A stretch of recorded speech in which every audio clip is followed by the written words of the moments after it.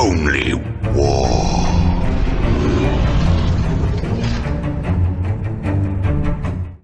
What is up, gents? 40k Dirtbags here. Been so excited to do this video. We got a Tau RTT. God, I can't believe I said Tau. Kroot hunting pack video for you guys. So we took this to an RTT a couple weeks ago. A lot has happened since then. I have a big announcement on the channel. If you guys are Patreons, thank you for the support. Wouldn't be doing this without you. We've grown so much in the past year. Me and my crew, the Dirtbags, Keevil, everybody that's been helping out. Just cannot wait till 2025, see what we can do in that part. We're already over 11,000 subscribers thanks to you guys. So if you guys are new to the channel, hit the like, subscribe, do all the YouTube shit.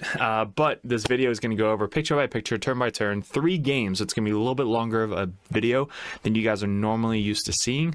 Most of our videos are about a half an hour battle report. Sometimes we have the live stream full games as well, but we have a lot of plans coming up in 2025, especially with TTS games. Coaching might be start going to a little bit of TTS as well, so we have some stuff in the works. But if you guys want to support the channel, head over to patreon.com. We do a lot of coaching. We are ranked #1 Chaos Space Marine play in the world. We were #1 Grey Knight player a couple years ago. And we're ranked, I think, 18th right now in the world. We have 3 more big GTs coming up to try and push us to top 5 in the world ranked on ITC. And I want to say the announcement. I can't say the announcement yet. So in this video, we're going to go over the list for what I brought, what I changed, because the Kroot changed a lot. My list actually went down 180 points before this RTT, and then once the points went down, I was able to add a couple more models to then bring in to the tournament.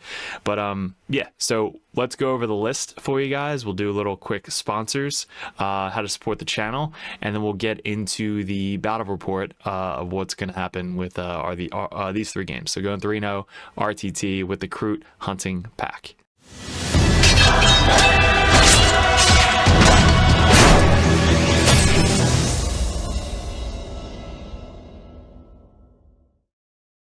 Alright guys, so you can see the list to my right, I guess, in the video.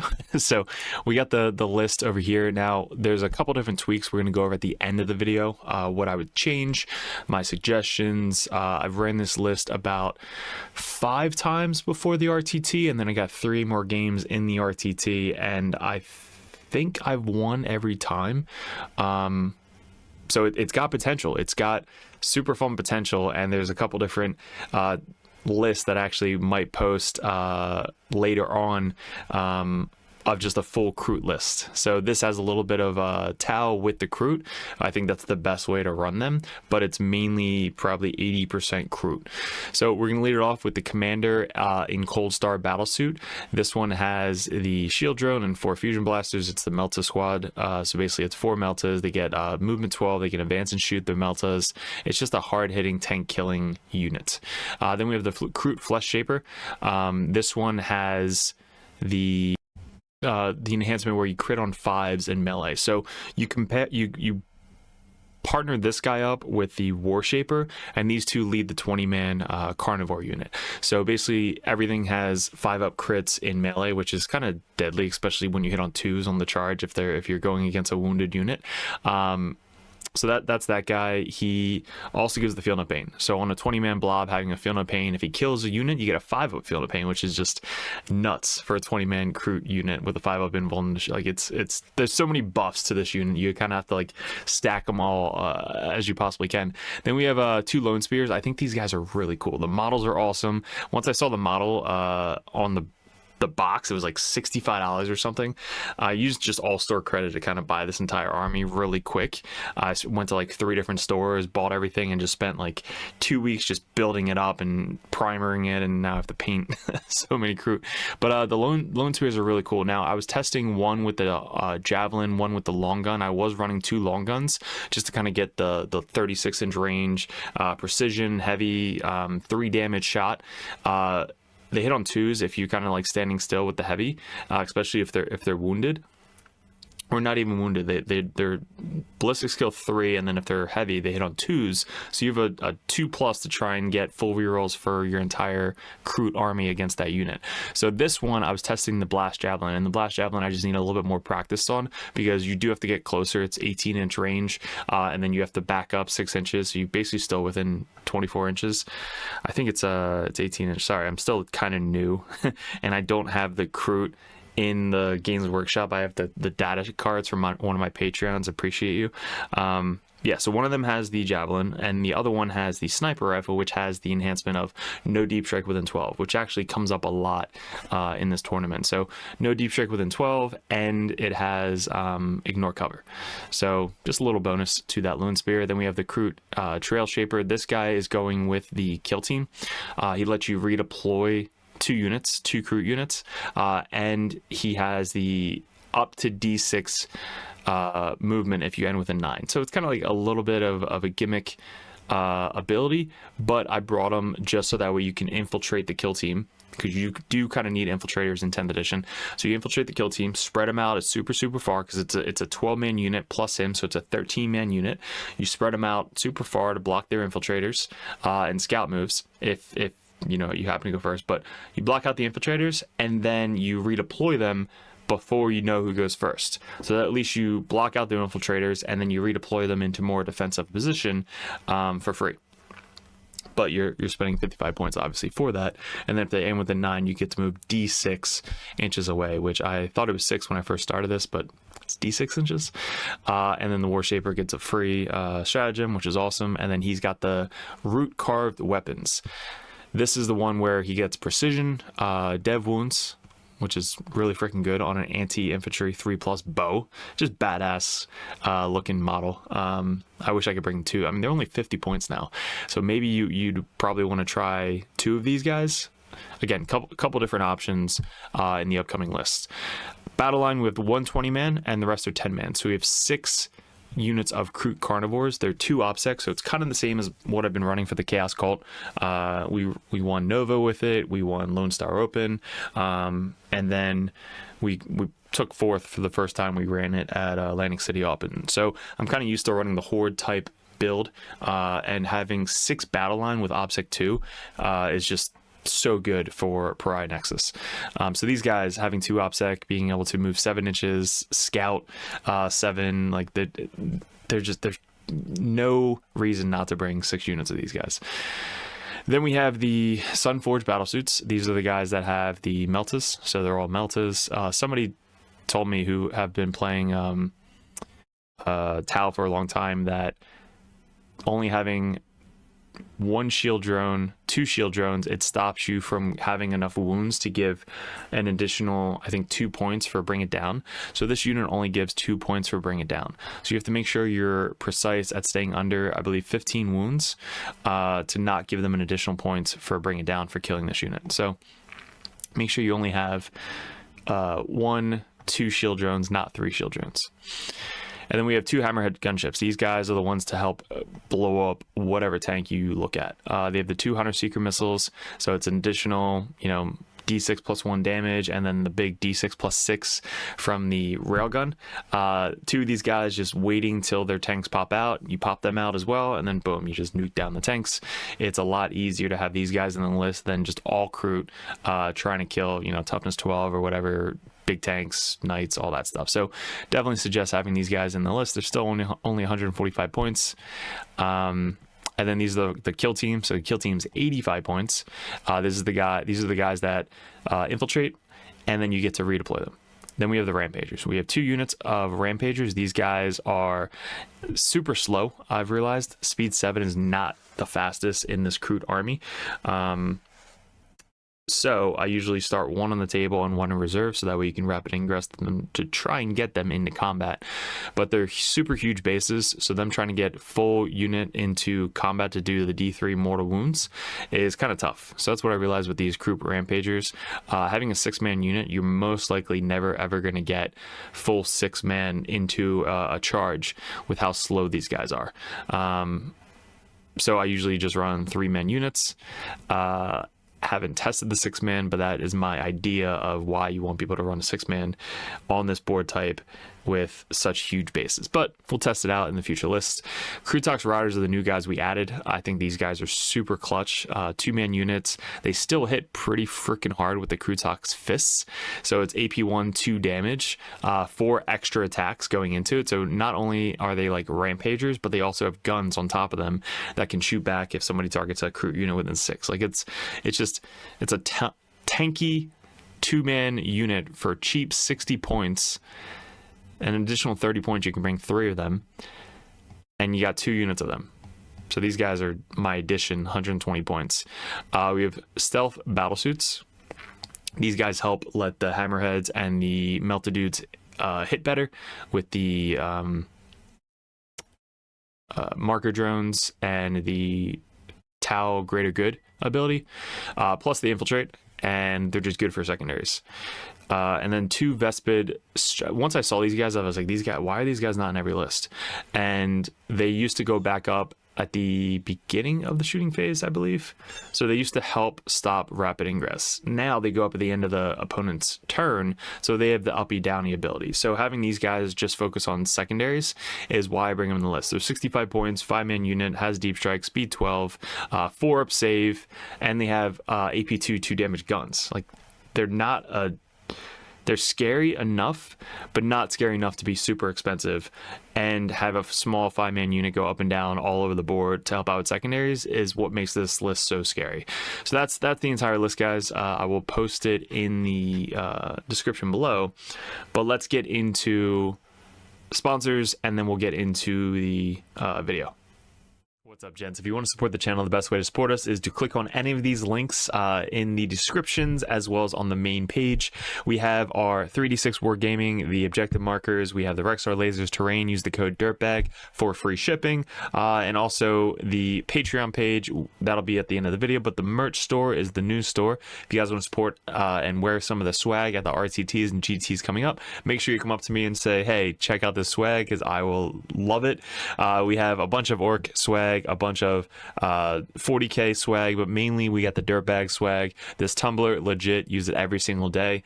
Coffee and water, and then these hoodies are so comfortable. I would recommend getting a size up just so they're comfortable on you, as well as with the t-shirts and any of the muscle tees.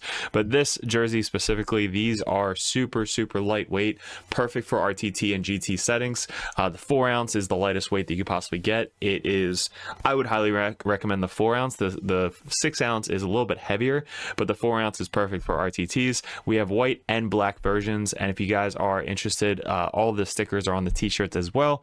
But guys, that's the best way to support us, is head over to Patreon and click on our merch store and represent the Dirtbags in some merch. Not only can you support us at the merch store, but you can also support us on Discord by messaging me specifically, DM. We sell poker chips, which are great for objective markers, naming specific units that have buffs or debuffs, and sticky objectives. We use them every single game. All of the stickers are available as you see over here, and then all these models, we have Cypher, which is in every single list. We have our Tech Priests for Grey Knights and any Space Marines. They're really hard to get. We have the Phobos Librarian, the Phobos Lieutenant with the combi weapon. Kaldis Assassin should still be in every single list, and the old school Cotiez model. We also have the widgets, which are used in every single game, as well as the dice. The dice are limited edition. Once they're sold out, they are gone forever. But guys, let's get back to the video. All right, guys, and remember, most of these videos go up first ahead of time on patreon.com. So if you guys do want to support the channel, head over to patreon.com. You get, your own Discord link, so that way you guys can talk to me and all the other Patreons on Discord specifically. But yeah, so first game, we are going into Space Puppies. Newer guy. Not newer, he hasn't played, he doesn't have a ton of games under his belt recently, but he knows the game. Like, he knows the core rules, all that stuff, and he paints really good. So this is the list. We have a bunch of obviously regular Space Marines. If you guys are new to the channel, I don't know the names. A lot of armies.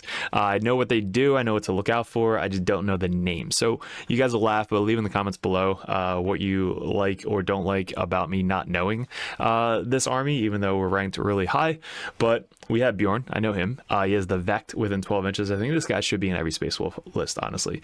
The big Land Raider with the Bow Flamers, the big tank with the big gun, Space Puppies, 2 characters with the Space Puppy unit, Scout unit, Small space puppies, which are OPSEC 0. I don't know if they have the OPSEC 1 if they're within a range of a unit like the Kroot Hounds do.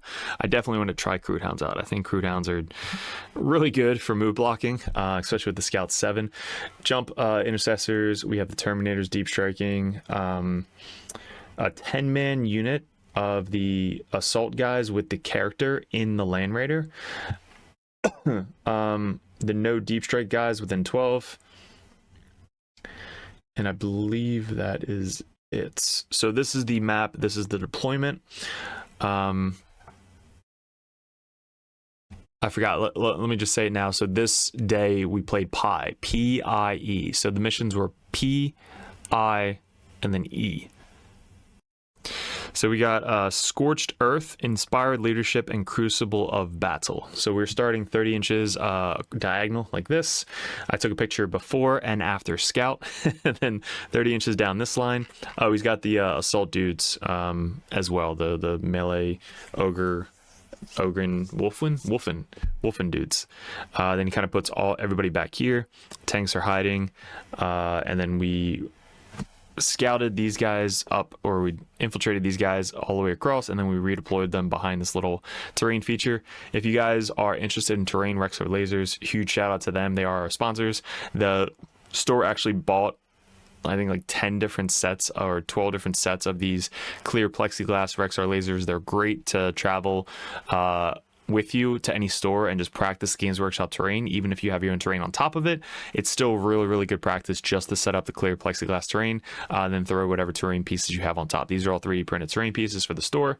Really good at alternate universes in Bluebell, Pennsylvania. So this is our deployment. We have all of the carnivores up top. I reserved 2 units of carnivores every game and 1 unit of the rampagers. Everything else was basically on the table. And he had the Terminators in Deep Strike and the Jump Intercessors in Deep Strike as well. So after our Scout, this is before Scout, this is after Scout. So before Scout, after Scout. So we happen to go first, so we're able to kind of scout move everybody up super aggressively. And after we scouted everybody up, we have our Vespids back here. They can go up and down, so them deploying, just don't make sure they don't get shot turn 1. We have our Scout or Infiltrator dudes with the free rapid there, infiltrators here with the free rapid there. The rapid is great for the rampagers, so depending on which side you need them to come on the board edge, as long as they end within 3 inches of your unit, it's a free rapid ingress. So really good to have them on the edges of opposite sides. And then we have our units kind of just move up, the 2 riders as well. So they scooch up. We try and use this little L as aggressive as we possibly can. So the rampagers are right there. All these guys are blocked off by models. Once I get these guys fully painted, all the hair is going to be different, so that way you can color code each unit. But we have the red unit there, the full 20-man blob here with the 2 characters. We have the pink unit / blue unit here. The white unit kill team, they just look differently. We have the black guys back here with the black bases, and then the 2 units off the board are also color coded as well. So hopefully it's not too confusing for you guys, but let me know in the comments below. Sorry, I wanted to get this played as soon as possible. I didn't want to wait to paint 120 models, but we have the 2 lone riders as well on opposite sides. This is the one with no deep strike within 12 with the sniper rifle. The one that's more aggressive is the one with the javelin. So our turn 1, we just kind of run forward and try to camp all the objectives as we possibly can. We do have Scorched Earth, so our goal is to Scorch Earth this one, probably by turn 2 or 3. That way we don't have to worry about it, and we can just kind of fight on these 3 objectives down here. But yeah, everything kind of scooches forward. These guys get into here to get some pot shots off, I believe, onto... I don't think we have any line of sight really turn 1. So these guys are just scooching up in case he gets any shots off on these guys. I can then shoot back this way. But the goal is really to have everybody be super aggressive. The Melt guys run up because their goal is to kill these puppies, ASAP, and Bjorn. Once Bjorn peeks his head out, I want to get my hammerheads onto Bjorn as soon as possible because Bjorn is a bitch. And then everybody else kind of blocks out. So these guys are blocking out the backfield. So using this army, you have to block out the whole board. Like, that is really the goal using this army. The hammerheads move up to stay out of line of sight of these tanks, so they move up aggressively, so that way if he moves out this way, he can't get line of sight anywhere onto my tanks. There's no gun up here, so I don't have to worry about getting shot from that way. And then the land raiders over here, so he can't kind of move out, and he doesn't have blast cannons, so don't have to worry about that. So that's my turn one. We have two different units on this objective, 2 different units on that objective, and we have like 17 units on this objective up here. And then we're trying to make everything sticky. So his turn one, he's not as aggressive as usual. Like, the puppies scooch up a little bit, but he doesn't want to run out because he can't get the charge off on turn one anyway. So he doesn't want to run out and just have all of his puppies die turn one. So he slowly moves them up a little bit, and then Bjorn runs out forward. So that way like, if I move up and charge, Bjorn is going to be there to stop my or double my CP spent going into him. So that is his turn one. He does move up his land raider and just gets a ton of flamer shots onto my my green squad down here, the blue squad, because they're painted blue. He does move up his what are they called? The Ogren dudes, the Wolfen. So they basically get the move up turn one, so their speed like 8 or 9, so they move up and then they get the charge off on my guys in the cover here. So when they charge over here, I counter charge with my 20 man.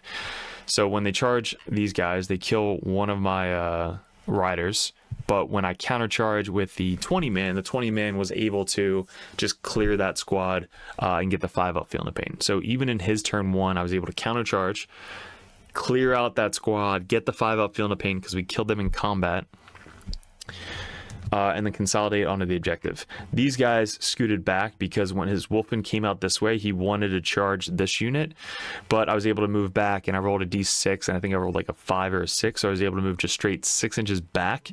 So that way his only option to charge was this way into my Riders unit, which had a 6-inch counter charge with my dudes right here, the 20-man squad. So he didn't want to get the counter charge if he charged these guys, but he did get the counter charge because he charged my riders. So that's where the Wolfen went, and that's why these guys are so far forward. The Flamers took out 8 out of 10 of these guys because I have a 5 up info and save to shooting, which is pretty cool. And then this guy, Javelin, is kind of just waiting to move up and get some pot shots off on here.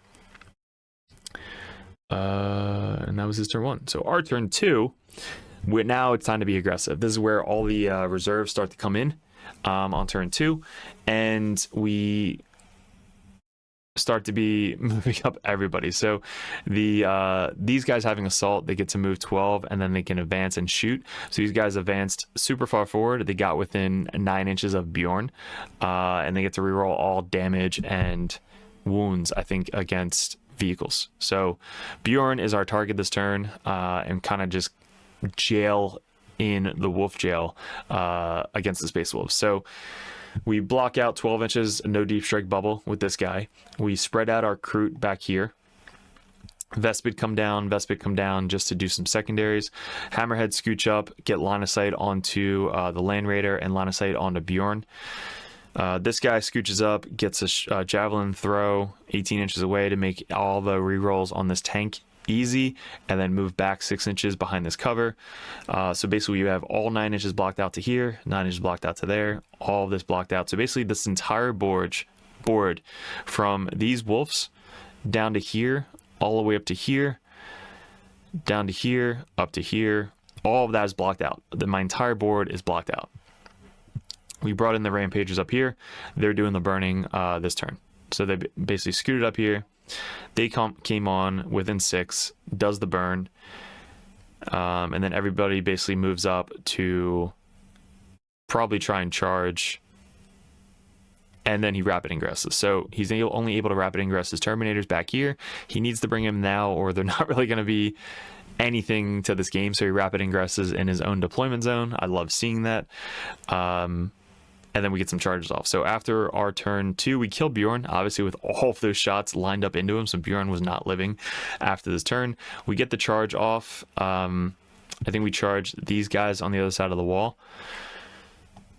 We charge the Land Raider over here. These guys stay on the objective.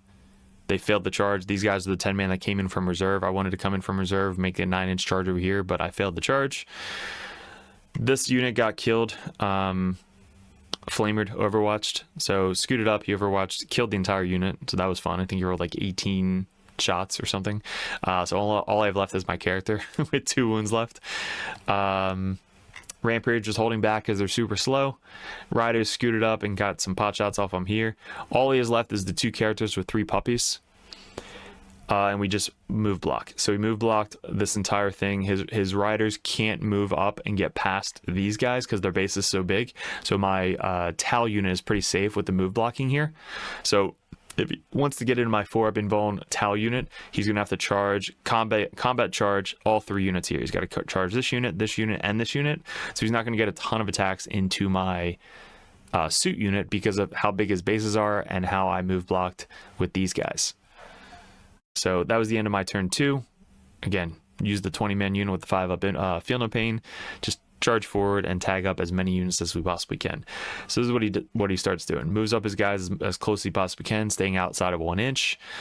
These guys fall back in that unit. The Terminator scooch over. Has to stay in combat with the Land Raider. So he can't really shoot these guys to kind of clear them off because he's still in combat with the Land Raider. Guys get out of the Land Raider. Jump interceptors, like I said, came in his own deployment zone because the entire board is screened out. His scouts moved back onto the board. I think they get to move back and on the board as well, so they move back in 6 inches. These guys come out to play, and that is really his movement. The tanks kind of scooch over to get some line of sight on the hammerheads, and this is what happens after him charging in. So the wolves charged in, killed basically the Terminators, charged in, wolves charged in, killed the whole 20-man blob squad. All I have left is the character with the gun right here, and then the 1 character right here. So the 2 characters were the only ones that were left. I fell back the guy with the gun, who fell back this way.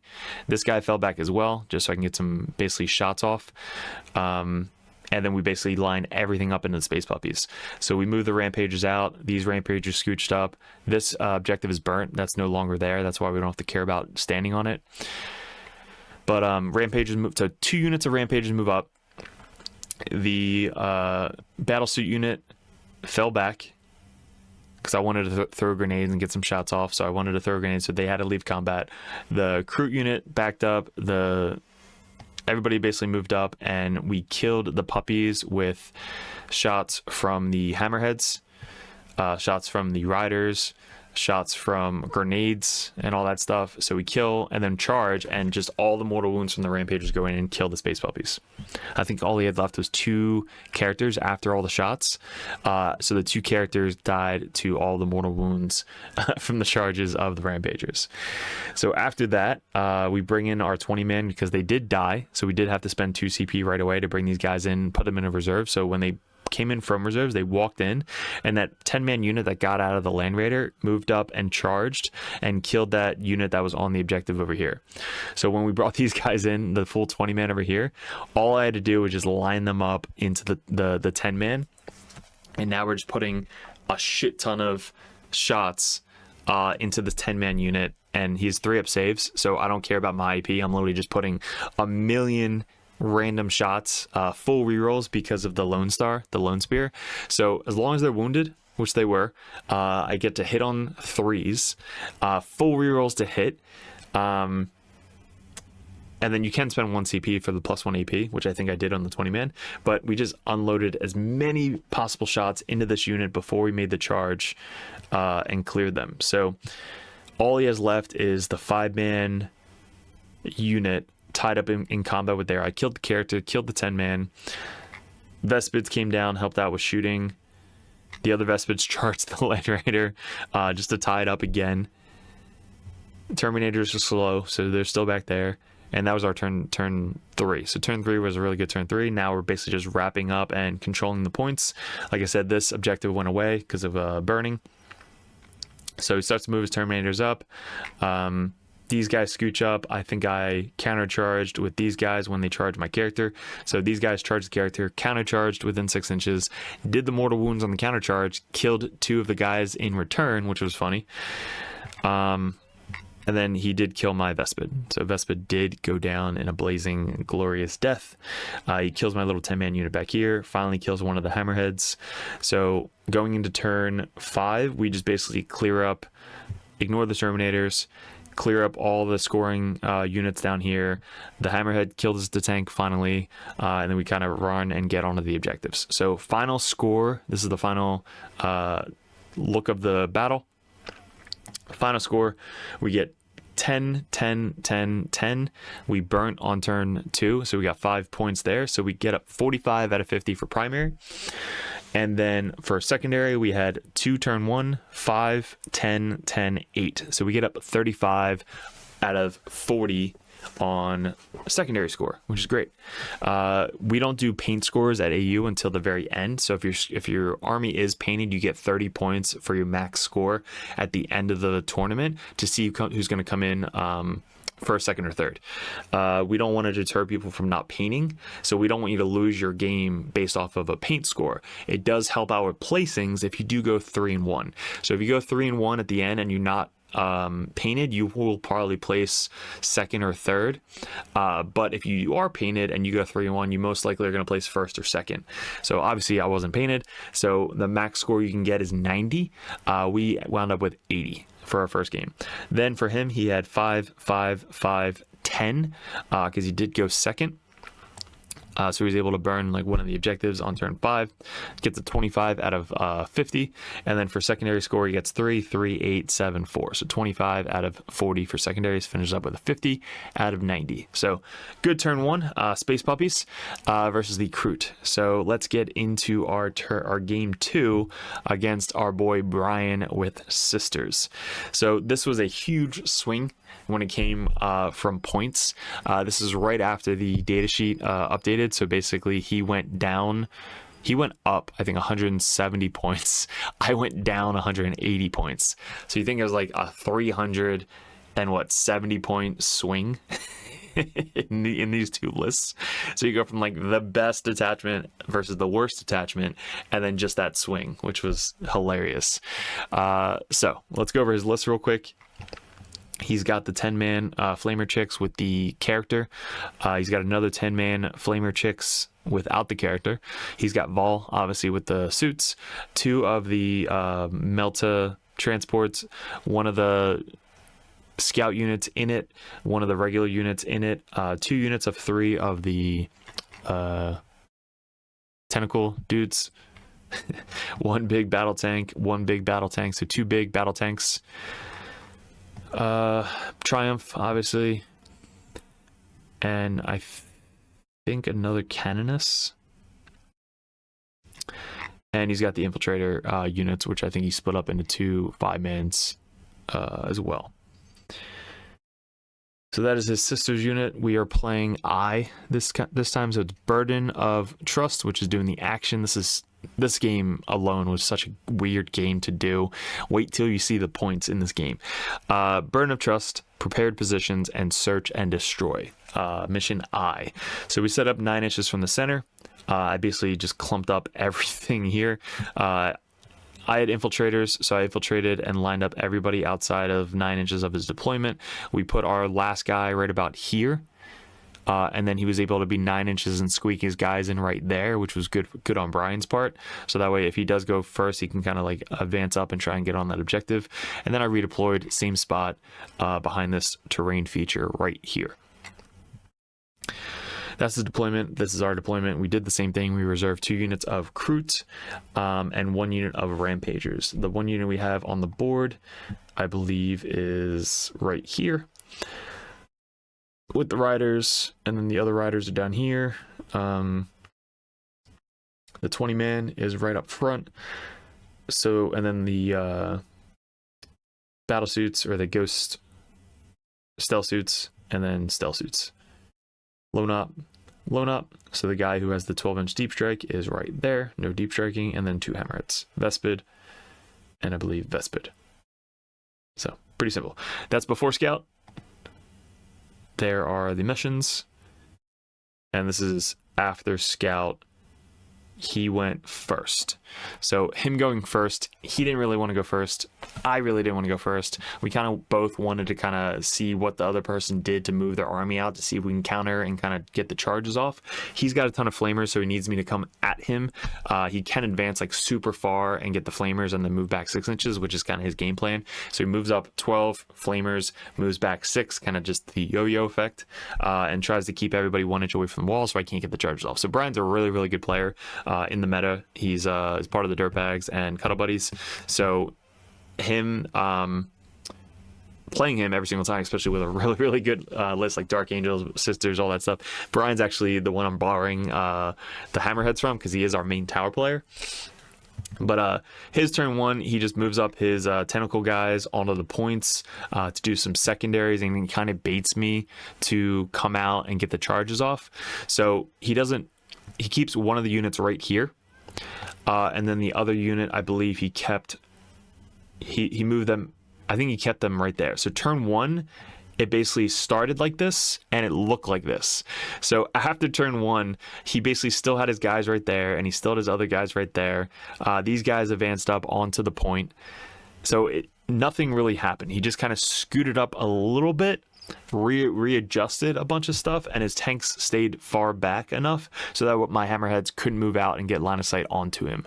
If he moved his tanks out, I 100% would have moved my hammerheads out and shot the tanks, but he kept them back so that way he didn't sacrifice his tanks just by killing some Kroot. So if he moved his tank up to shoot the Kroot, great, you kill 65 points if you happen to kill them because they have a 5-up invuln save, and then your tank dies to a hammerhead. Like, it wasn't worth it for him to trade that. So smart by Brian. We, though, took the bait. So we moved up after the scout move. We scouted up to here.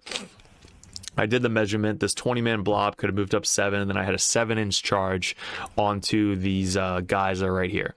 My idea was I was going to charge up, move up, charge up, and just tie up, or just at least put a string of guys and tie up this unit and this unit, maybe kill one of them and have the 5-up Feel No Pain and just kind of block him in his deployment zone. That was my game plan. We fail our 7-inch charge twice. So we move up, try and roll 7. I roll 6. I use the free reroll from the War Master, and then I roll 5. So I fail the charge. My 20-man blob is now right in the open, right here. So this is after I failed the charge. They're all just kind of like chilling. Everybody else kind of advanced up and waited.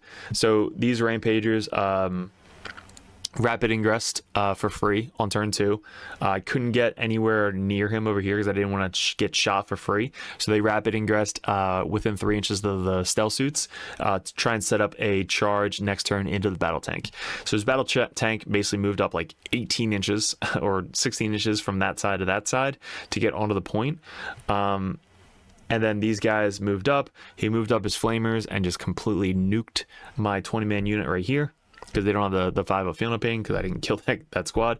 They were supposed to be literally here blocking them in, but I failed that charge. So I have everybody moved up. Same thing as I did first game, just kind of waiting till turn 2 and in my little caddy corner here. These guys did the same thing. They tied up this objective, spread out a little bit, and waited till he moved up. This vehicle moved up, and these guys got out to do an action, I think, here. These guys actually made the charge turn 1 because of the hounds. The hounds are awesome. So the hounds in this unit, they're speed 12.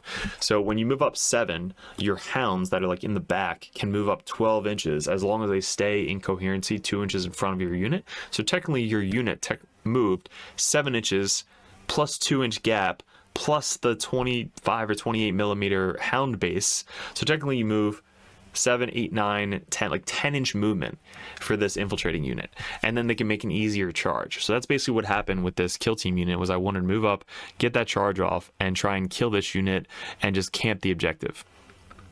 So we did it. Didn't kill the unit. The unit's still alive. He does like a desperate escape and lives. And then the 10-man unit moves up and just flamers the shit out of my kill team unit. So one 10-man unit kills my kill team unit. The other 10-man unit with the character kills my other 20-man blob. Vol starts scooting up over here to try and take out the back objective down here. So yeah, it was a very bloody turn 2, top of turn 2. Turn 1, nothing really happened. Turn 2, a lot of shit died. So let's go into bottom turn 2. Bottom turn 2, we move up our rampagers. Rampagers kill the tank. We make the charge. I think we kill the tank in the charge. We kill the 3 guys over there. The battle sisters, like I said, moved up, shot, moved back, stayed 1 inch away from the wall, so I couldn't really get to him over here. He still has Vol, which basically moved out to here, then try and get into the fight. My stealth suits moved up, sat the objective. Burden of Trust, you have to do actions on the objective. You can only do it if you started on the objective and you controlled the objective. So it's a very awkward mission to master. So you have to put as many models on the objective each turn, so that we have options. If somebody dies, you still have an option with another unit to do an action. And you can Burden of Trust your own objective the whole game, starting on turn 2. So you need somebody to camp your home objective to keep doing at least 8 points throughout the game on your home field objective. So this is a tricky mission, and it came down to like really just who's going to have the most Burden of Trust throughout this game. Center objective, we had the other rampagers move up.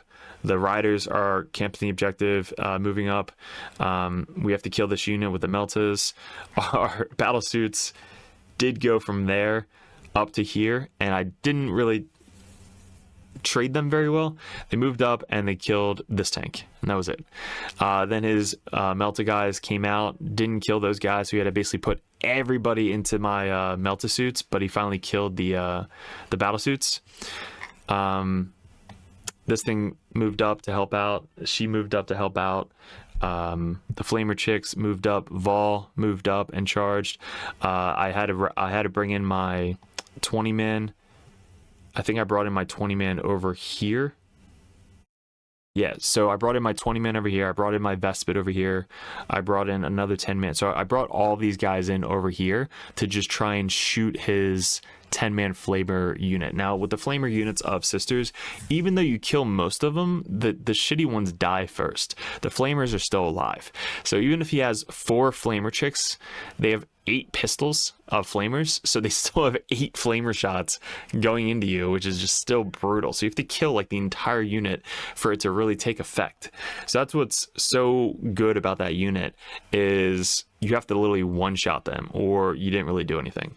So that's what I noticed here, is I put my entire Vespids, I think 2 units of Vespids, and all of the 20-man blob, and didn't kill enough of the chicks. So then he moves them up, Vols well, charges them, kills them, and then piles onto the objective. So I brought in these guys, I believe, last turn. These guys also came in last turn, 2 10-mans, and then the stealth suits are moving up as well. So they're there to try and counter and keep stealing this objective from them. We keep going back and forth, stealing primary, trying to keep primary as low as possible. And with the 2 OBSEC units, I'm just launching Kroot onto the objectives just to try and steal it every single turn. We have 1 dude rider left here, 2 riders left over there, which riders helped out so much in this game. Both hammerheads are still alive. Lone Spear alive over here. Lone Spear over here died from this battle tank, and Rampager is still alive up here. So going into turn 4, we are able to make the charge off on that 10-man. So these Kroot that were right here moved up they're 7 inches and try to make that charge, which I couldn't get through the wall, but I could charge this way since this guy was within 1 inch of the wall. So I can charge this way, successfully make the charge, and then pile in to try and kill these guys. Didn't get that many shots or kills, so I think I tied him up enough so that way I wasn't able to get shot back. Yeah, so after that charge, he was able to kind of like shoot them in combat. I forget how he gets this unit out over here. He might have actually finished me off because he does have a Paragon. I think he used once per game ability with the Paragon to just murder. I think it was like 18 attacks or something crazy like that. So the Paragon is really good at melee. You have just random attacks going into random 5-up, 6-up save Kroot. So me charging in, I didn't kill enough on the charge that his just random sister attacks plus the Paragon attacks killed the squad in the counter charge. So he finishes off the unit in melee, which leaves them free to do whatever the fuck they want. So then they come out to play onto my objective and just finish off killing whatever he wants over to here. He's got Mark for Death and Assassinate this turn. That's what these tokens are for. So I marked for death this one, my tank, and my other tank. So of course he goes after my character because he has Assassinate as well. So if he kills this one guy, he gets 10 points, which is huge swing in this really close point game. So down here, I basically cleared off the center, but he's got his entire Vol unit that started back here, then moved up here, then moved up here, then moved over here, now moved up here. So basically, by the end of the game, you'll see Vol ends up over here. So he went from all the way up here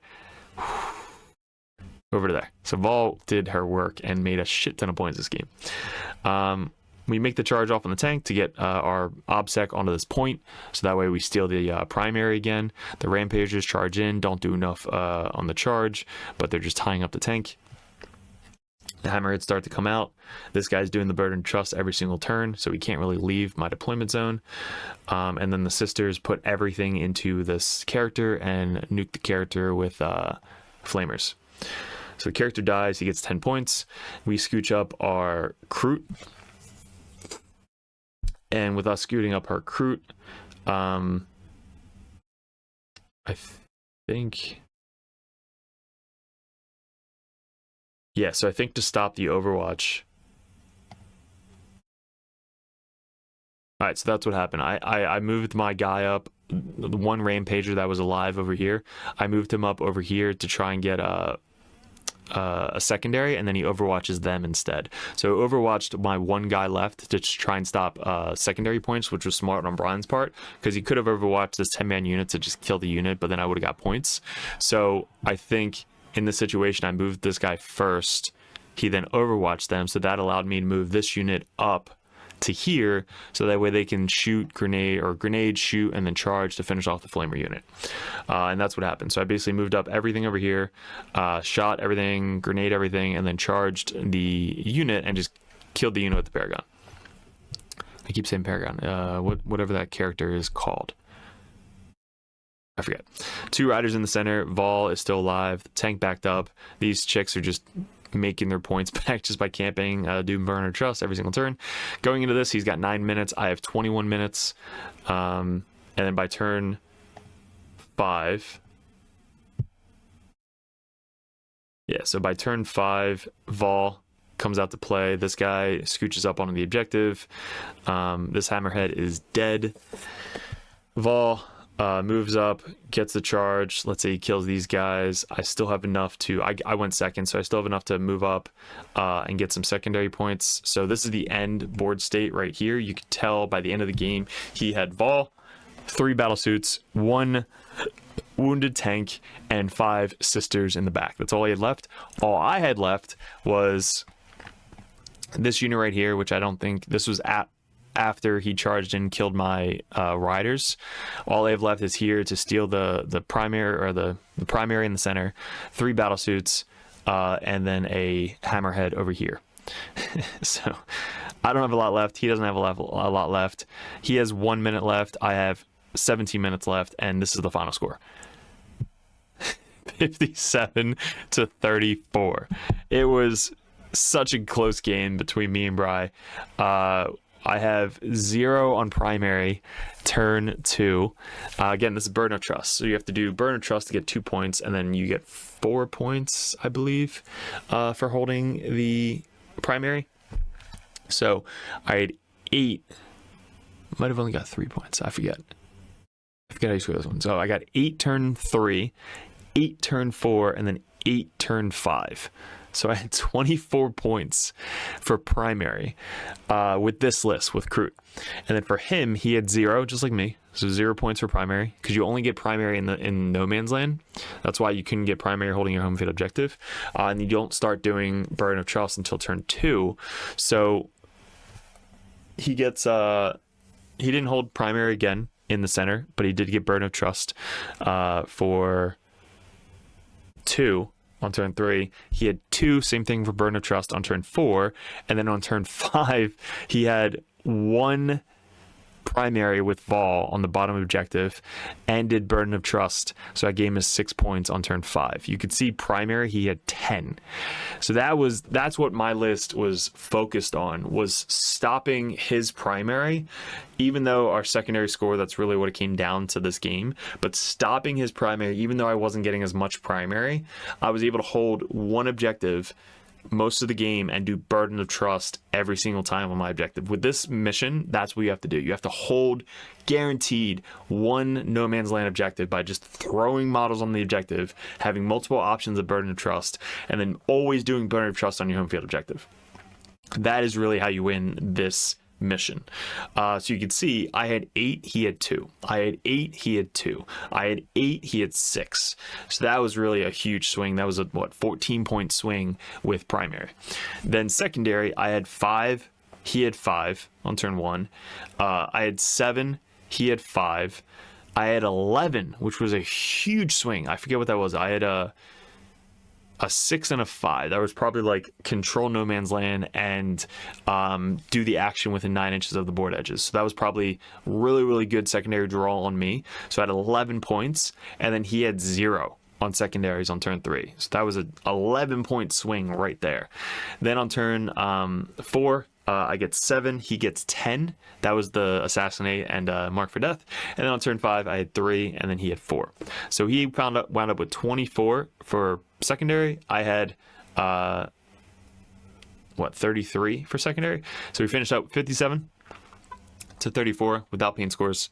Great game, Brian. Hopefully you guys learned a lot from that with positioning, stealing objectives, and what to do against a high elite classed army with Kroot. So yeah, that was a really good game. And I'm not playing like chump. And then my third game goes into Zach, who just won a GT and is playing the brand new Blood Angel. So not like, if you guys, I went 3-0 in RTT, but this was hard ass opponents, not seal beating, hard ass opponents trying to win with Kroot for the channel, for the views, for you guys at Patreon. So this mission was super fun. I cannot wait to talk about this. Let me grab a drink and then we'll get into this mission. All right, this is the brand new Blood Angel book. Zach is a very, very good player. Runs all the tournament, or plays all the tournaments, goes to all of our GTs. We play a lot together. So Zach is running the uppy downy Blood Angel detachment with new Mephiston. This dude is badass. He has a 4-up Feel No Pain. -1 leadership. If you fall back, you have to take a leadership test at -1. If you fail, you can't fall back. That's going to come up huge on turn 1. I cannot wait to talk about this. The plasma intercessors, which work with their detachment, so they get to remove them from the battlefield and then bring them back down within 3 inches, which is awesome. He's got a full 6-man unit of the Golden Boys and then 2 3-man units of the Golden Boys, I believe, all with banners. He's got Dante, he's got scouts, he's got Sanguinor, who's really good, another scout unit. These guys, which pair really good with the detachment and the -1 leadership ability, so they're really good. Auto cannons, I'm not sure why they're in here. Maybe just 3 damage, shots, uppy downy, and then 2 more intercessor squads over there. There's Dante. So a really cool list. He's got a captain there, and then the maybe he's got 2 units, 2 forces. So 1 6-man, 1 6-man with Dante, and then 1 3-man. So 6 6 3.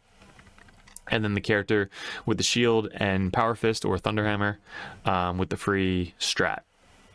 So I did not know these guys are 3 wounds now. I found that out. Zach let me change my targets because I was like lining up all my 2 damage shots into them, and I was like, wait, they're 3 wounds now? He's like, yeah. I was like, fuck. So then I was able to like kind of move and redirect something else to somebody else. So that was my bad just for not asking, but that is a huge change, and now they're bigger bases and they're an additional wound, so that's kind of a big change that you should probably tell your opponent going into the list. But this is the setup. We're playing PIE now. So E is take and hold, prepared positions, and hammer and anvil. So really long deployment zones, dumpster fire, objective markers, and this is our deployment. So 18 inches up. I'm kind of deploying the same way every time. I'm just basically moving all my guys to get into this little cannon quarter to kind of prepare to get some charges off. He was able to deploy first, so he put his first scout unit out up here. I wanted to block out all of his scouts, but he obviously deployed first. So he puts his first scout unit there. I put my second scout unit, or my first infiltrator unit here, and spread them out a little bit. And then his second scout unit was right there. Now they're scouts that can move, also scout, so they infiltrate and scout. Scouts are just so good. So they infiltrate and scout up. Mephiston is, boy, right on the fucking line. This guy is insane. Scary. Then we have Golden Boys, 3-man with the character, Jump Intercessors, the Plasma Dudes. I think he's got the -1 leadership guys in reserve, Sanguinor in reserve, and then Dante and the 6-man in reserve. And then, or I think, is that Dante there? 6-man. No, okay, he's got the other character with the 6-man, and this is Dante. So Dante with these guys there, the other 6-man with the Sanguinor in reserves, Jump Intercessors, Plasma guys, Autocannon guys. And that's his deployment. So for us, this is pre-scout and this is after scout. So he goes first, and this is basically what happened. So Mephiston and everybody basically started on the line. I scouted up to give him like a free charge, basically turn 1. So we scout up, we get everybody right here. His guys, Mephiston launches himself from there all the way to my unit. These guys do the same thing from behind the wall. They can advance and charge. So they basically launch themselves up, and then I was able to get that charge down there. Vespid, 20-man, Rider, Rampagers. Same thing as the last 2 games. Melted dudes behind here, so they can advance and shoot. Hammerhead. 10 crew blocking out the back.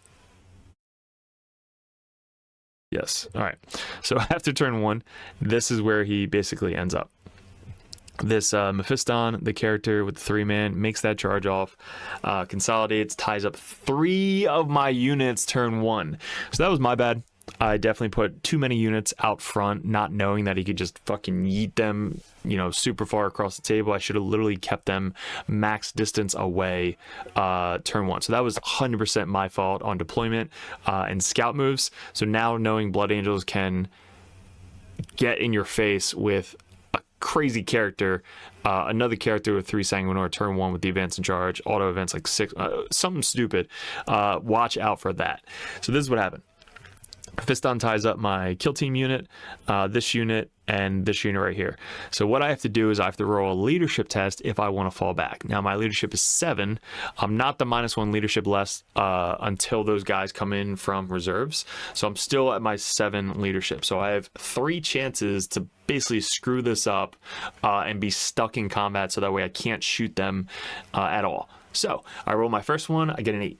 I get to fall back this unit, so they basically fall back over there.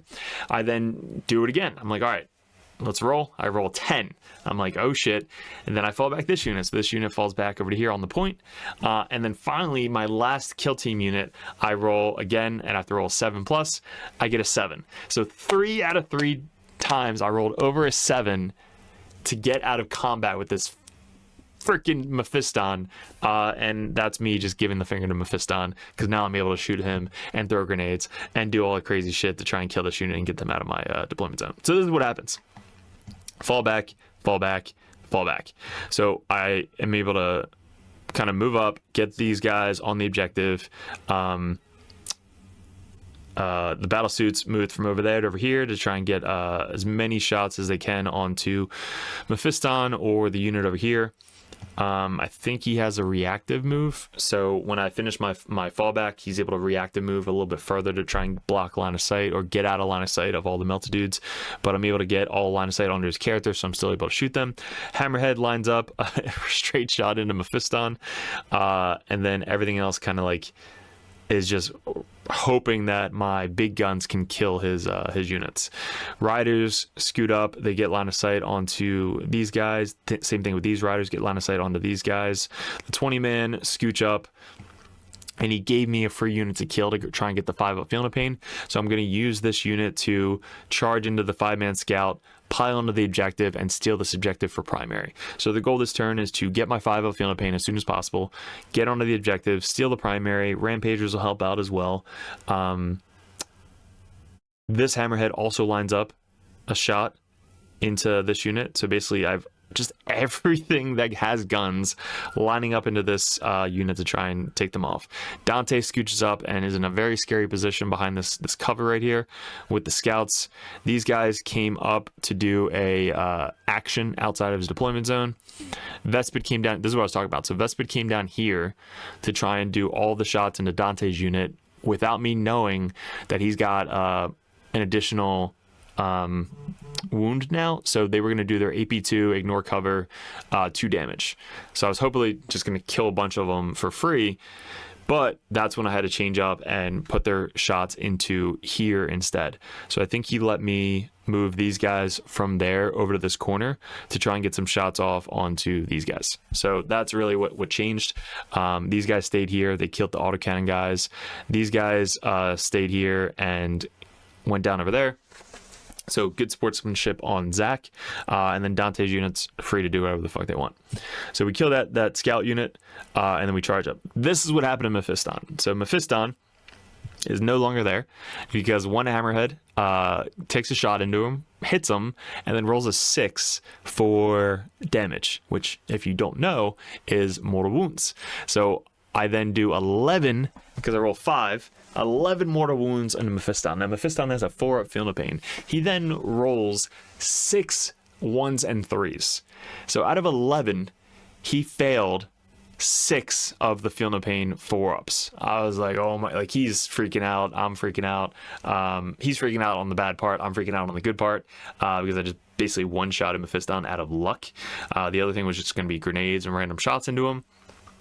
But we were able to kill Mephiston to 1 Hammerhead turn 1 in the face. Fucking 6 to wound, which was just insane. So we kill Mephiston turn 1, get him off the table, and then all the other shots went into the other dudes. Leave this character on 4 wounds after we spent a CP to fall back, shoot, and charge with this unit right here. So this character is still alive, but surrounded with 4 wounds left. So that was me killing his Mephiston with 3 of the Sanguinary, whatever, the golden boys. And then same thing over here. I moved up, piled on the objective, and stole the objective up there. So good turn 1 on our part. His turn 1, turn 2. This guy comes down in the center. I didn't have anybody to stop him from getting onto the point, which was shitty on my part. So his guy was able to come down here, probably get aerial denial or something, hold the point. This guy comes up to try and take out my 20-man squad up here. These guys move up. These guys come down from deep strike with their -1 aura. I rapid ingress for free in this corner to try and help out at the top. So these guys rapid ingress down here. So once these guys charge in, I can countercharge next turn. My rampagers are there to also countercharge if needed, which I think I do this turn. Down here, these guys moved from over here and somehow landed in between my entire fucking squad down here. I don't know how the hell that happened. So they were there, moved up, and somehow stayed 1 inch away from everybody down here, able to squeak them in. So that was cool. Scouts scooted back. There's a plasma dude squad back here. And so he's spreading out. Oh, and look, I can't believe I missed this. So these guys came in my backfield. So he's got a 6-man squad with the character coming down within 3 inches. Can't charge, but can still like just be annoying in my backfield with his plasma guys. So plasma guys came down within 3, and then these guys came down within 3. just looking at the Kroot. So basically, they come down in the backfield, and the Kroot just turn around and be like, the fuck you doing here? So basically, all the guns just slowly start pivoting towards these Blood Angels and about to just shoot the shit out of them in my backfield. I still have my full unit here, which he's about to charge them. So this full unit with the Meltas are still here. These guys are trying to charge over my Kroot to get to these guys in combat. And then Dante obviously charges in up here and wipes out most of the squad. So I think that Dante charges into these guys, kills I think all of them, because it's just so many attacks, kills all of them. These guys charge in, I countercharge with the Rampagers, kill them with the countercharge. So the Rampagers countercharged, I killed all of them with my attacks. So the Rampagers are just by themselves right here. Dante is with there. So after the Rampagers killed that squad, Dante's left. I move up the Rampagers over here to try and finish that squad off, which I do, and then Dante countercharges the Rampagers. So Dante is just killing everything with his unit. So Dante killed the 20 men. They were battle shocked on the charge, so I couldn't spend 2 CP to bring them back. So I lost out on that 20 man Kroot squad for 2 CP, so that was a huge swing in reinforcements and bringing my guys back. So that was honestly huge. But then the 3 Rampagers charged the 5-man unit over here for the -1 leadership and killed them, so I didn't have to deal with them. And then Dante kills my Rampagers. So after that, Dante leaves this this spot over here. So Dante then starts to go for my home field objective. And what happened to these guys back here? So we turn everybody around and just nuke the Sanguinor. So we nuke all of the Sanguinary Guard. The character's alive, and then I think 2 of the Plasma guys are still alive, but they're stuck in combat. So I have this Kroot unit scooch up, charge, and tie up the character because he doesn't have enough tax to kill the whole unit. And then the Plasma guys doesn't have enough tax to kill the unit. And the Plasma guys in combat, they hit on 4s because I have stealth, which is cute. So the Plasma guys hitting on 4s with no rerolls, they actually are harder to kill Kroot than normal. So also I have a 5-up invul save to shooting. Pretty cheeky combo we're doing against this unit. So we murder just a ton with the 2 lone op dudes, these 2 units of riders, the 2 hammerheads, all the random pot shots from the Kroot unit, the grenades, and we just kill most of this, all the Sanguinor squad with the characters alive. So after that turn, he had the character in combat and the other guy. So he wanted to shoot me with the plasmas. There was 2 Kroot left. There's 2 Kroot left, tying up the character and 2 of the plasma guys. He rolled 4 shots. I think it was 4 shots. Might have been 6 shots. 8 shots. I don't know. He only hit me 4 times, hitting on 4s, and then he only wounded me twice. And then I rolled 1-5 to save. So his character with the shield didn't have a pistol. So he wasn't able to shoot the last Kroot to kill him in shooting and then charge my hammerhead. So that helped out that 1 Kroot lived and tied up 2 units. So that way my hammerhead lived because now his character couldn't charge my hammerhead in the backfield. So then on my turn, obviously the Kroot died in combat, but then on my turn I was able to shoot the rest of the character dead, throw a grenade, do all that stuff, and then kill the other 2 guys with the plasma guns. So that was just insane stuff going on in this bottom quarter here. So that was a ton of shit going on. Then Dante, like I said, went from this objective down to steal my home field objective, and when he did that, I actually rapid ingressed a 10-man unit that was in reserves onto that point. So that was huge, big brain move, trying to go for primary with this setup, because you can walk in within 6 in this deployment or in this map and get onto objective. So that's basically what I did there, was I rapid ingressed this carnivore unit onto this objective to basically steal it, get my primary, make it sticky, and then, you know, piss him off. So that's kind of what happened there. So he left that open to kind of take over my home field, and clear that. He charges my hammerhead, kills the hammerhead pretty easily, kills the stealth suits, and then piles on the objective. So my turn, I have to now stop primary. So these guys are all OBSEC 2 each. He's got 1, 2, 3, 4 guys on there. I have 1, 2, 3, 4 on there. So I'm tying his objective control. And he isn't able to get primary on my home field objective. So then for us, we have to stop Sanguinor from scoring. So we run these guys onto the objective to stop his primary there. And then we still have this bottom zone with these guys camping the objective down here. So we still have 1 hammerhead alive, 1 kill team alive who's battle shocked, 1 five-man carnivore unit on the objective. We have another 10-man that came in from reserves down here. 1 Vespid left on his home field objective. And then this 10-man and 1 Rampager unit that came in from reserves. So all he has left is Dante with 6 guard, Sanguinor with 1 wound left, and that's it. We have a lot more units just kind of controlling the board, and then coming into turn 5, this is what it looks like. So Dante comes back to clear off the Rampagers and that 10-man Kroot squad to steal this objective back. We then were able to kind of move back to our home field objective. This guy scooted up to steal the point from Sanguinor over here. I messed this up. I had Assassinate turn 5, and I just missed my order of activation. I should have moved up, thrown a grenade. I saved a CP for a grenade, and I didn't fucking do it. So I moved this guy up, should have thrown a grenade, killed Sanguinor, didn't have to worry about him. But instead I moved up, shot, and then I couldn't throw a grenade anymore. So messed that up. I still have my character left. He's too slow to get anywhere on the table to help out, so he's kind of just like chilling in the backfield. I still have my hammerhead up here. Sanguinor is lone op, so I can't shoot him. And then these guys are on this point. So at the end of the game, we control his home field, tying this one, or we might be controlling that one. I'm not sure. He's probably OPSEC 1. Controlling this and then controlling that. So it's hard to come back with primary and secondary with just 2 units on the table. So by the end of the game, he does the same thing. He goes from over there, over there, over to there, over to there, over to there, over to there.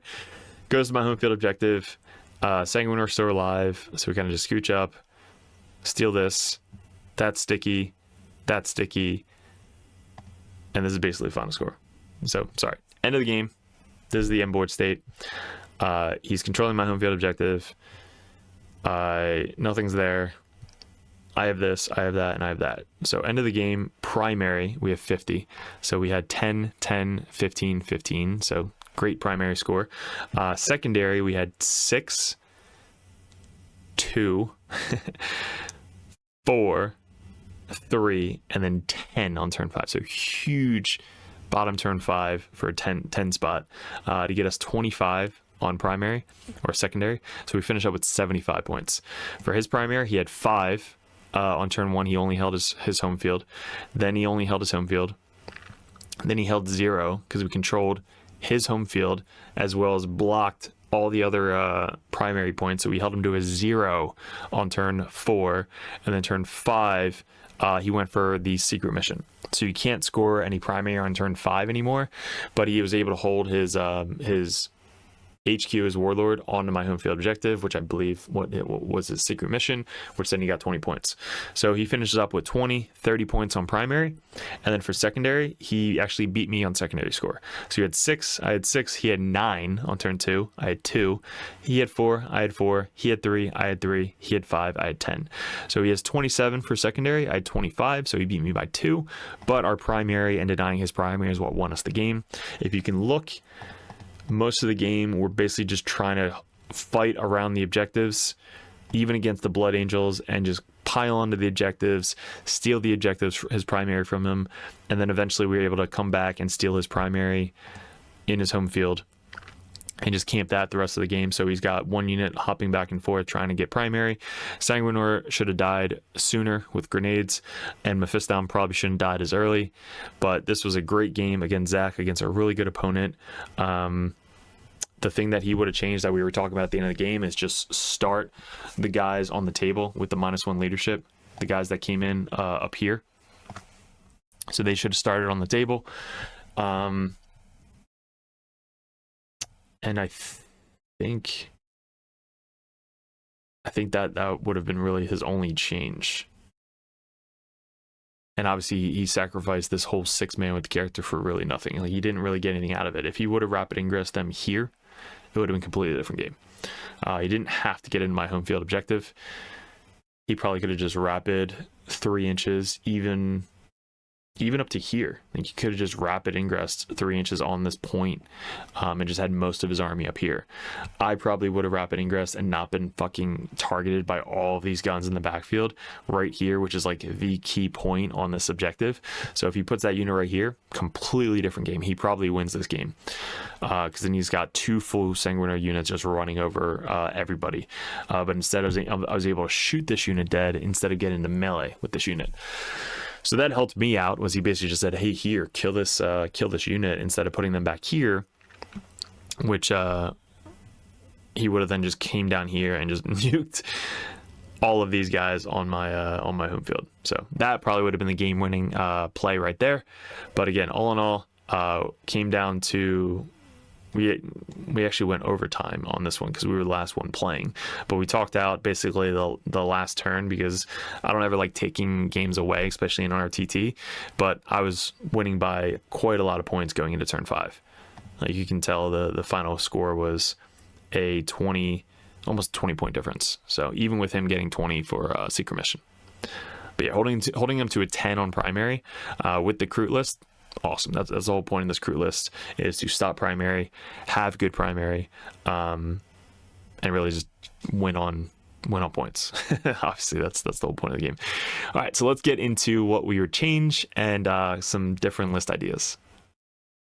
All right, guys. Hopefully, like the new setup, the new camera, all the fun stuff. But yeah, it's trying to upgrade.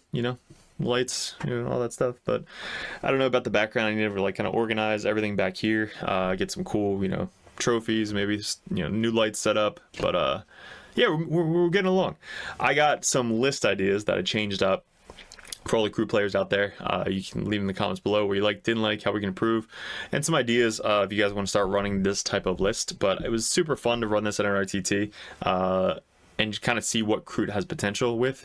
You're going to see a lot, I think, more Kroot players. This was just a side project I had going on.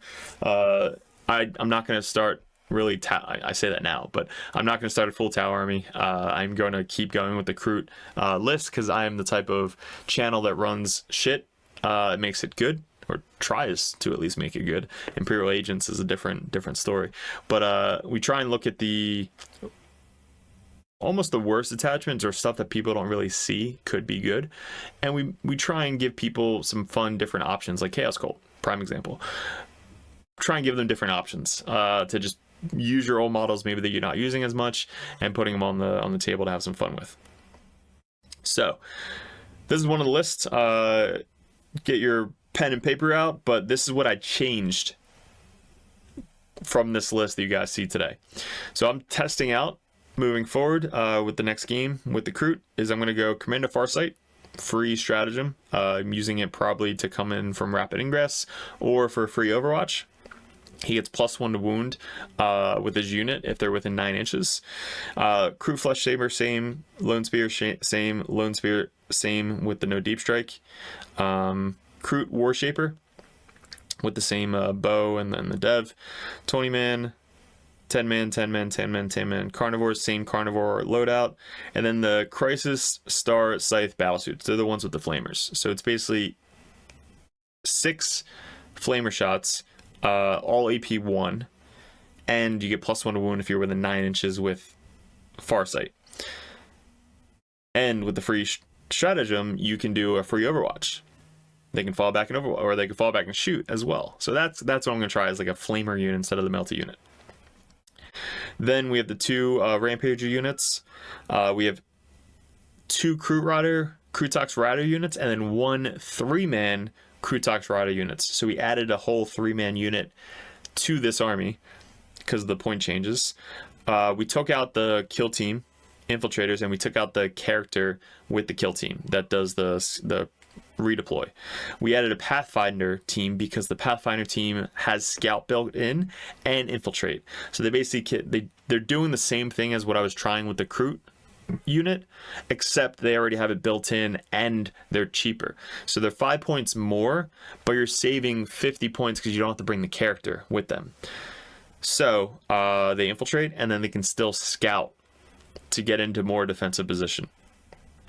2 battlesuit units, same thing, and then we added a Vespid unit. So same Vespid unit. So 2 Vespid units. So the changes is Pathfinder, 3 Kroot Riders, the Flamer battlesuits, and Farsight. So that's going to be the list that you saw today, with slight tweaks in the next battle report. Then here's a Kroot list that we're testing. This has a couple different options. You can do Kroot Warshapers if you want to do 50-point Warshapers in each unit just for free strats. But we have 2 Ethereals. The 2 Ethereals give you a 4+, you get a CP, and it works off the table. So it's just 2 solo Ethereals that can walk on from reserves and do actions, camp your home field objective, do whatever they got to do. But you have 2 4-up chances to get a CP with that. So it's 250 points, which again, you can take these 2 out and add whatever the hell you want. Same Flesh Shaper with the stratagem or with the enhancement, 2 Lone Spears, War Shaper, all the same. Same Kroot Carnivore loadout, 2 Hammerhead gunships, 5 Kroot Hounds. Now I like the Kroot Hounds because you can give them OBSEC 1 if they're near Kroot, and you can give them advance and charge if they're near a character. I think 12 inches near a character. So they're speed 12, and you can advance or scout them 7. So what I'm going to use them out for is either turn 1 advance and charge, or move blocking. So I'm going to use them kind of the same as I use my Seekers. They're going to scout 7, they can move 12, or they can advance.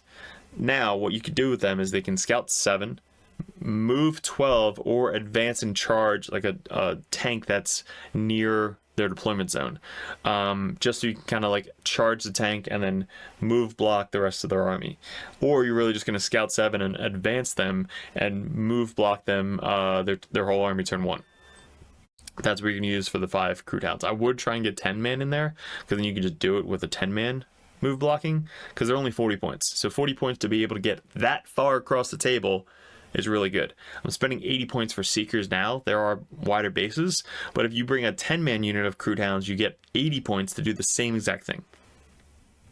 So 3 Rampager units, all 3-mans. 3 Rider units, all 2-mans. Pathfinder team, 2 Stealth Battlesuits, and Vespid. So this list is basically the same without the Battlesuits. So you take out the Battlesuits with the Battlesuit Commander, and then you get to add all these extra Kroot and the Ethereals. Last choice, guys, Kroot 3 is going to be all Kroot, no Tau. So this is just for shits and giggles.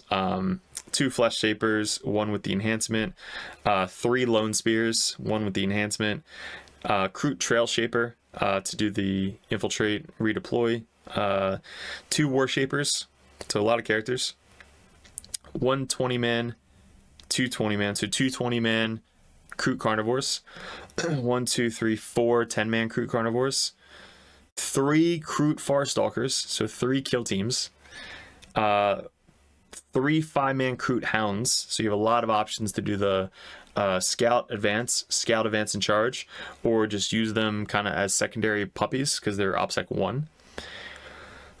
3 units of Kroot Rampagers, 3 3-man units of Riders. So you have 9 Riders, 3 6 9 Rampagers, 3 units of Kroot Hounds, 3 units of Farstalkers, 20 40 plus 40 80 Carnivores, and a ton of characters. So this unit is all about just screening, move blocking, controlling objectives, sticky objectives, grenades, and just a shit ton of rerolls, and try and kill them that way. So crazy crazy list. I don't have this in model wise, but we're getting close. And let me know if you want to see that on the battle tabletop. Probably definitely post it on the Patreons if we do. But let me know in the comments below, guys. Did you like this? Did you not like it? I'm super pumped about it. We went 3-0 at an RTT with Kroot. So yeah, appreciate it, guys. Support the channel. Head over to Patreon if you guys are interested in getting in the competitive scene. Join the Patreon competitive Dirtbag Nation. If you guys are at Worlds, we're going to be at Worlds. If you guys are at LVO, we're going to be at Las Vegas. And yeah, leave in the comments below, guys. Share it with all your friends. Appreciate it. Good luck, and we'll see you in another video soon.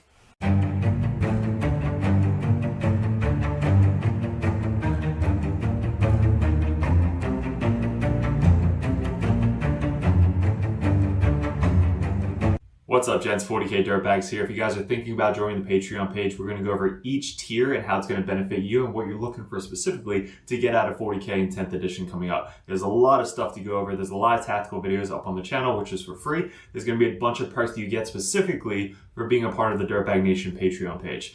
So first off, we have the first tier, which is $1 a month. You guys get first access to the videos over at patreon.com. You also get access to the Discord, which is specifically a private link in the Discord that only Patreon members can see. So you guys will have first access to that. Also a benefit is Patreons over the Dirtbag Nation get live streamed games on patreon.com streamed from YouTube, but this only links specifically for the patreons.com. So not only do you get first access to these videos, you also get to see live stream games specifically only on patreon.com.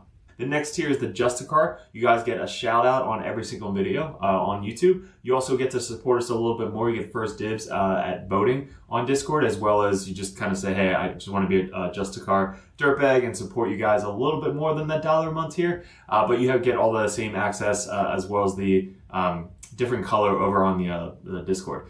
So the third tier is the competitive Dirtbag. This tier, you get a lot more one-on-one coaching. This is a lot of the Dirtbags over on the Dirtbag Nation. They are able to send out messages one-on-one, go over list ideas, tactics, anything you guys want to talk about. When I was getting into 40k, or really any game in general, I always wanted to message the top players in the meta and just ask them questions. This $10 a month tier gets you that opportunity to message us one-on-one on Discord, so that way we can actually coach you, give you our insights, suggestions, and that's going to get you better at the 40k 10th edition as a whole. So that tier alone, just $10 a month to have one-on-one coaching, one-on-one messages anytime throughout the month, that's going to be a perfect tier for you guys. Even if you're brand new to the game, we go over 1,000-point list, 1,500-point list, 2,000-point brand new starting list, team list, anything you guys need. That's what the competitive Dirtbag tier is for. Also, you get a little bit red number name tag on Discord, so people know that you're really serious about getting into the competitive scene. The Grandmaster Dirtbags. This is the all-in-all $25 a month tier. You get one-on-one coaching, everything we said prior to this, but you guys get to see me, Mike, any of the other Dirtbags play your specific list that you want to see tested out live on one of our battle reports. You guys get to mention, suggest videos you guys want to see coming up on patreon.com. So you guys get the above first tier benefit of everything that we do over at Dirtbag Nation.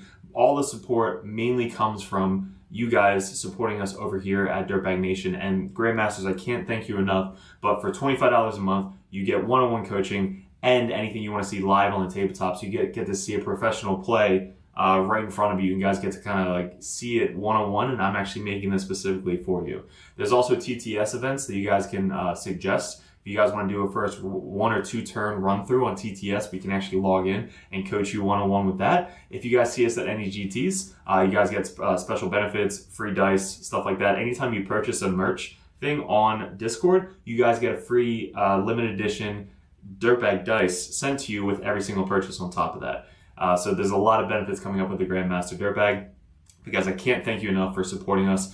Definitely let me know which tier would be best for you if you go over to patreon.com and specifically go to a tier. And make sure you don't forget to message me up on Discord. That's where we check every single day. If you guys are really into getting into 10th edition 40k, head over to Patreon, join the competitive Dirtbag or the Grandmaster. Message me as many times as you possibly want, and I'll coach you the best I possibly can on any specific army that you guys play. Mainly our armies right now, currently, going into 2024, is going to be Chaos Space Marines, Grey Knights, Death Guard, and then we have Custodies, Sisters, and I think that's it going into the Wings of 2024. But again, any other army that you guys play, we have other coaches lined up for the Dirtbags that are ready to take on that role of the competitive Dirtbag page. So guys, really appreciate it. Thanks for clicking on the video. Thanks for joining the Dirtbag Nation if you guys are already part of us. And we'll see you in another video soon.